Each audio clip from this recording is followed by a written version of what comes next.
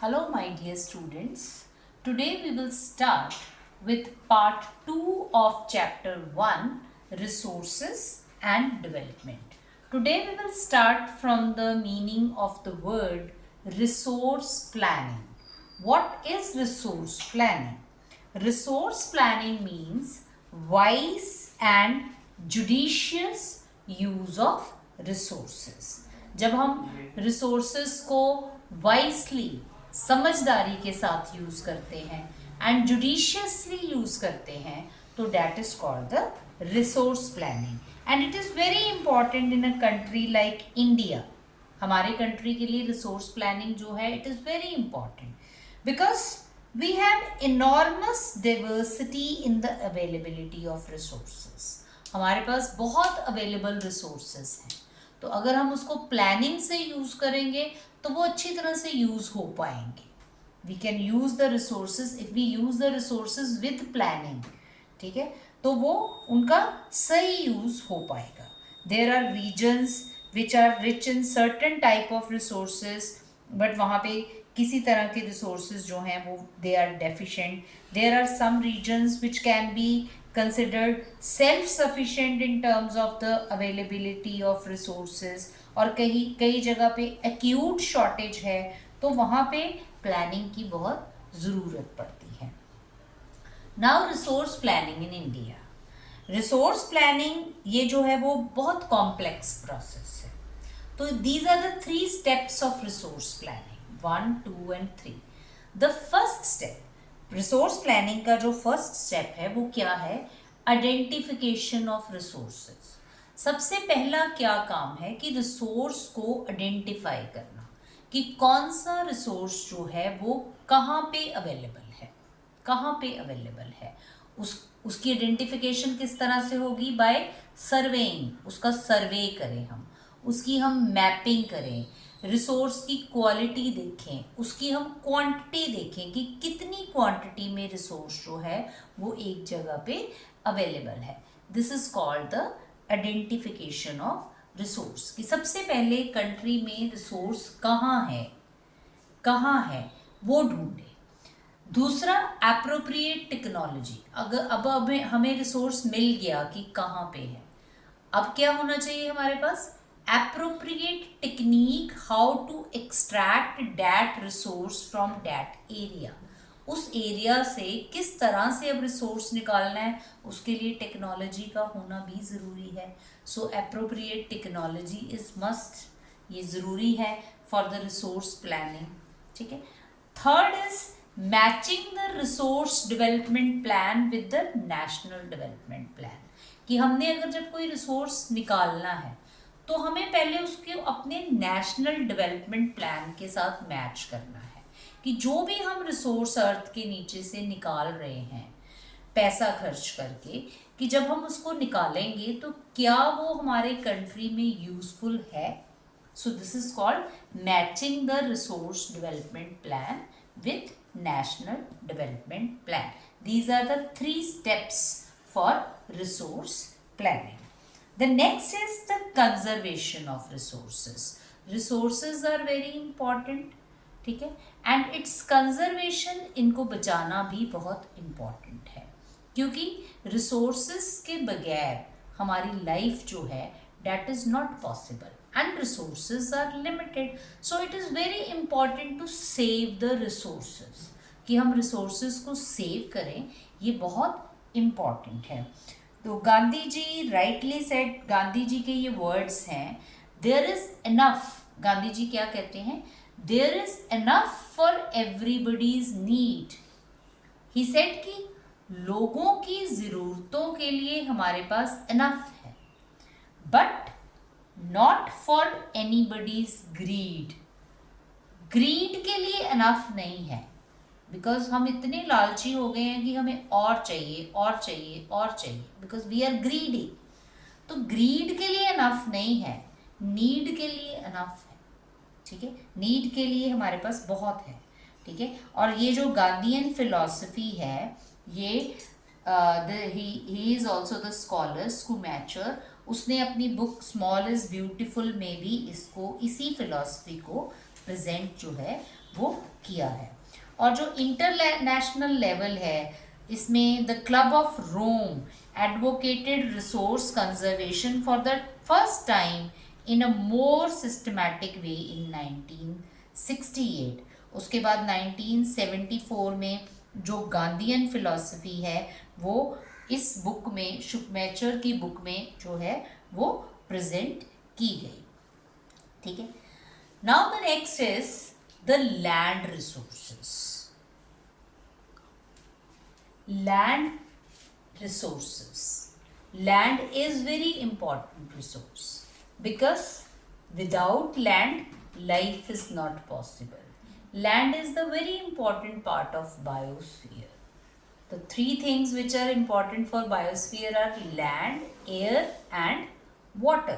Life is not possible without water, life is not possible without air, life is not possible without land.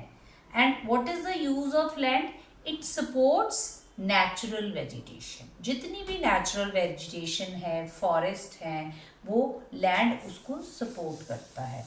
Land supports human life. Land supports economic activities like transportation and agriculture. Transportation is not possible without land. Agriculture is not possible without land. Industry is not possible without land. Housing is not possible without land. Natural vegetation is not possible without land. So land is very important resource. And India has land under a variety of relief feature. ये तीनों जो हैं, these three are land. Mountain is also the land, plain is also the land, plateau is also the land. But these are different. कि mountain is of life in the mountain area is different, life in the plateau area is different, life in the plain area is different. तो about India में कितने mountains हैं? 30%। Planes कितने हैं? 43%। और Plato's कितने हैं? 27% जो है वो प्लेटो है। Next is the land utilization. How we are using our land is called the land utilization, कि हम अपनी लैंड को किस तरह से यूज कर रहे हैं। So these are the uses, these 7 are the uses of land, and every country is using their land like this, इसी तरह से यूज कर रहा है। But where is the difference क्या है कि फॉरेस्ट हमारे कंट्री में उसकी परसेंटेज कुछ और है, किसी कंट्री में उसकी परसेंटेज कुछ और होगी। बैरन लैंड हमारे कंट्री में परसेंटेज कुछ और है, किसी कंट्री में उसकी परसेंटेज कुछ और, परसेंटेज का डिफरेंस होगा, uses are the same. So how we are using our land is called the land utilization. First is the forest, कि हमारा जो कुछ लैंड है वो फॉरेस्ट के अंडर है। Some of our land is not available for cultivation. कुछ land ऐसा है जिसके ऊपर एग्रीकल्चर नहीं हो रहा है। बैरन लैंड, वेस्ट लैंड, जो वेस्ट है जिसका कोई यूज नहीं है। और कुछ लैंड जो है जिसका जो यूज़ है वो नॉन एग्रीकल्चरल यूजेस में, जैसे कुछ लैंड है उसके ऊपर इंडस्ट्रीज़ हैं, कुछ लैंड है उसके ऊपर हाउसेस हैं, बिल्डिंग्स हैं, ऑफिसेस हैं। तो ये कौन सा यूज़ हो गया? Non agricultural use. रोड्स हैं, फैक्ट्रीज हैं, this type of land. Some of the land is under the permanent pasture. कुछ लैंड ऐसा है जिसके ऊपर परमानेंट पेस्चर्स, ग्रीन ग्रासेस हैं, that is permanent grazing land है। ठीक है। Some of the land is used under the tree crops and groves. वहाँ पे ग्रूव्स हैं, like mangroves type of trees हैं जहाँ पे ट्रीज की क्रॉप्स हैं। तो कुछ लैंड इस चीज के अंडर है। ठीक है। Some of the land is under the current fallow. Current fallow का क्या मतलब होता है? लैंड लेफ्ट विदाउट कल्टीवेशन, वो लैंड जिसके ऊपर कल्टीवेशन नहीं हो रही है फॉर 1 और लेस देन 1 एग्रीकल्चर, कि 1 साल या 1 साल से कम समय हो गया है कि उसके ऊपर कल्टीवेशन नहीं हो रही है, that land is called the current फैलो। उसको करंट फैलो बोलते हैं। Other than current fellow, left uncultivated for the past 1 to 5, 1 से 5 सालों के बीच में उसके ऊपर कल्टीवेशन नहीं हुई है, that is other than current fellow. And the last is net sown area. Net means actual cultivated area, जितने एरिया पे एग्रीकल्चर हो रहा है, that area is called the net sown area. So these are the uses of land and this is called land utilization. This is the land use pattern in India, कि हम अपने land को किस तरह से यूज कर रहे हैं. जो लैंड यूज पैटर्न होता है उसको डिटरमिन कौन से फिजिकल फैक्टर्स करते हैं? उस एरिया की टोपोग्राफी, की टाइप ऑफ लैंड कैसा है, क्लाइमेट, वहाँ का सॉइल किस तरह का है, वहाँ पे टेक्नोलॉजिकल कैपेबिलिटी किस तरह से है, पॉपुलेशन की डेंसिटी क्या है, वहाँ पे कल्चर एंड ट्रेडिशन जो है वो किस तरह का है. और अगर हम देखें तो हमारा total, what is the total area of India? 3.28 million square kilometre. ठीक है, पर जो हमारा अवेलेबल डाटा है वो 93% जोग्राफिकल एरिया का है, क्योंकि हमारा कुछ एरिया जो है वो रिपोर्टिंग में नहीं है. जैसे नॉर्थ ईस्टर्न स्टेट्स है, एक्सेप्ट असम, उसकी रिपोर्टिंग अभी नहीं हुई है. जम्मू कश्मीर का जो पाकिस्तान ऑक्यूपाइड कश्मीर है, या चाइना का जो ऑक्यूपाइड इंडिया है, उसकी भी रिपोर्टिंग नहीं. तो this data is of the 93% of India. उसका जो है वो लैंड यूज पैटर्न जो है वो किस तरह का है. So I will show you the datas of दो years के datas हैं. पहला जो है वो 1960-61 का है, दूसरा 2008 और 9 का है. कुछ जो नए एडिशंस की बुक होंगी उसमें ये जो डाटा है मे बी वो 14-15 का भी हो सकता है. So you will check according to your book the latest data. अपनी अपनी बुक्स के अकॉर्डिंगली आप उसका लेटेस्ट डाटा जो है वो चेक कर लेना. So according to my book the data is 1960-61 and 2008 and 9. So this is the total area. This circle means the total area. So how we are using the land? This is the first one, 45.26. ये 45.26 क्या है? Net sown area, agriculture. इतने area में agriculture 1960-61 में हो रहा था. अब इन 2008 एंड 9 46.24, 1% बढ़ा है. ठीक है, पहले फॉरेस्ट एरिया कितना था? 18.11. अब फॉरेस्ट एरिया कितना हो गया? 22.79. कम था, ज़्यादा हो गया, क्योंकि अब लोग अवेयर हो गए हैं कि forest are very important. Forest जो है वो हमारे लिए इम्पॉर्टेंट है, तो हमने कुछ इंक्रीज किया है 18 से 22. 12.1 ये हमारा जो है ये वेस्ट लैंड है. 12.1. अगर अब आप इसको 2008-9 में देखोगे तो वेस्ट लैंड जो है वो कम हो गया है, 8.61 हो गया है. Same way non agricultural use, permanent pastures, area under tree crops, culturable waste land, current fallow, other than current fallow, net sown area. These are the different uses, percentages are given here, कि जो हमारा land है वो किस तरह से utilise हो रहा है.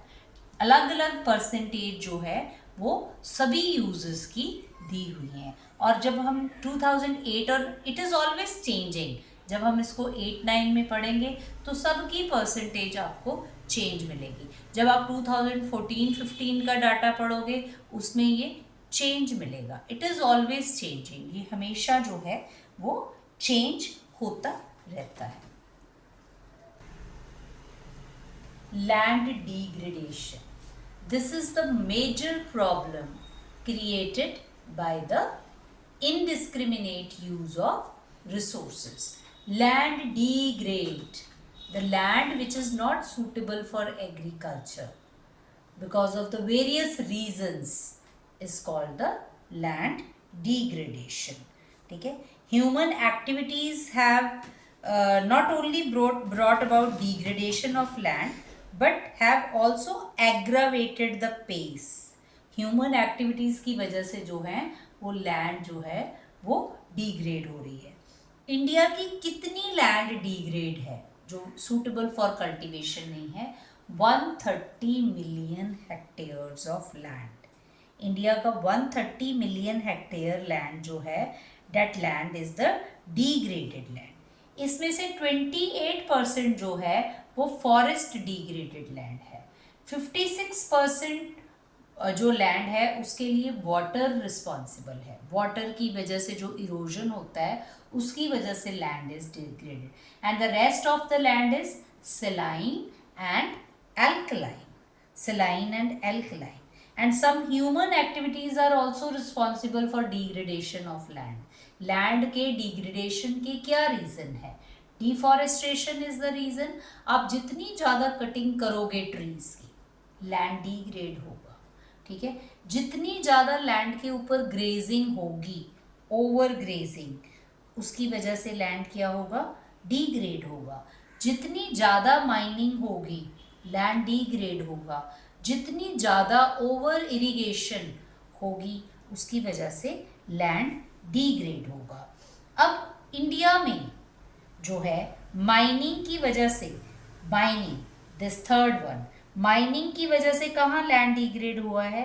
Jharkhand, Chhattisgarh, Madhya Pradesh and these are the states. Odisha also, जहाँ पे माइनिंग बहुत ज़्यादा होती है वहाँ पे माइनिंग की वजह से लैंड डिग्रेड हुआ है. ठीक है, and in states like Gujarat, Rajasthan, Madhya Pradesh and Maharashtra, यहाँ पे क्या रीज़न है? Over grazing is the reason. Over grazing की वजह से जो है वो लैंड डिग्रेड हुआ है. ठीक है, और पंजाब है, हरियाणा है, उत्तर प्रदेश है, वहाँ ओवर इरिगेशन की वजह से लैंड डिग्रेड हुआ है. तो हर स्टेट में अलग अलग रीजंस हैं लैंड डिग्रेडेशन के.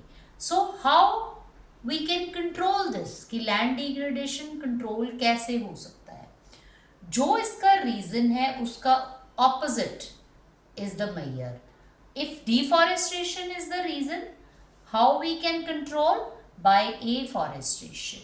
By planting more and more trees, we can control land from degradation. This is the reason and this is the measure, uska opposite. Overgrazing is the reason of land degradation. How we can control? Management of grazing. Grazing के ऊपर control करके हम land को degrade होने से बचा सकते हैं. Mining is the reason. How we can control? Control of mining activities. Mining activities को control करके हम इसको land degradation से बचा सकते हैं. Over irrigation is the reason.